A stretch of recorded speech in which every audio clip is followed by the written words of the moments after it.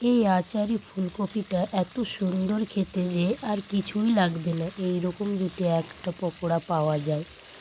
তো আমার বাড়িতে সবাই পছন্দ করেছে, আমি তো বানিয়ে ভুলই করেছিলাম। একবার বানাতে গিয়ে শুধুই বলছে আবারও বানাবে বানাবে, বিপদে পড়ে গিয়েছি।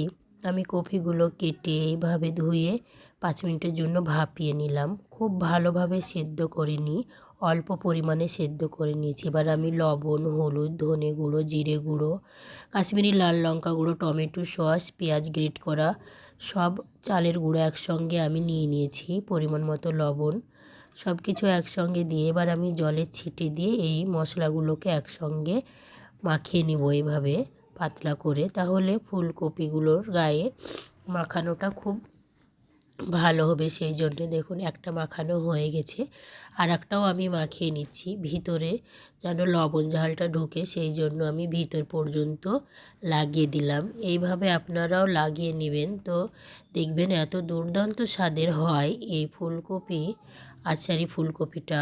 তা একটা হলেই আপনার থালা ভরা ভাত খেয়ে নেবেন এক নিমেষেই। আমি কড়াটা বসিয়ে দিয়েছি, কড়া গরম হয়ে গেছে, সরিষার তেল দিয়ে দিলাম পরিমাণ মতো।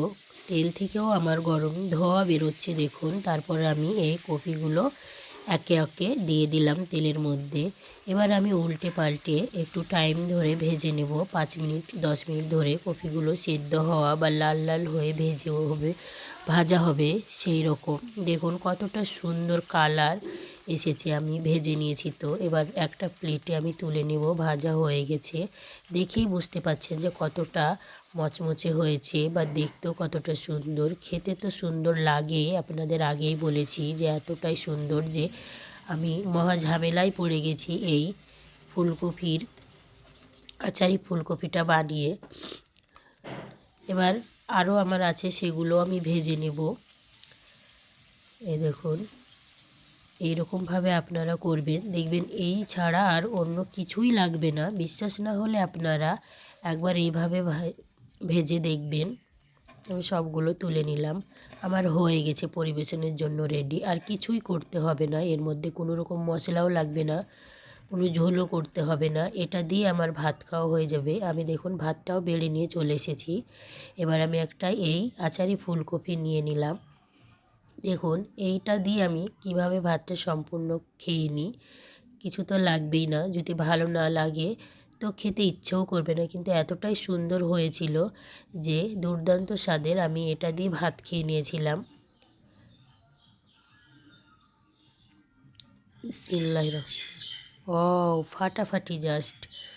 অবশ্যই আপনাদের সঙ্গে এই কম মশলাদার দিয়ে আমি এই ভিডিওটি করেছি, আপনারা সবার কাছে শেয়ার করে দিবেন অবশ্যই। ও ফাটাফাটি।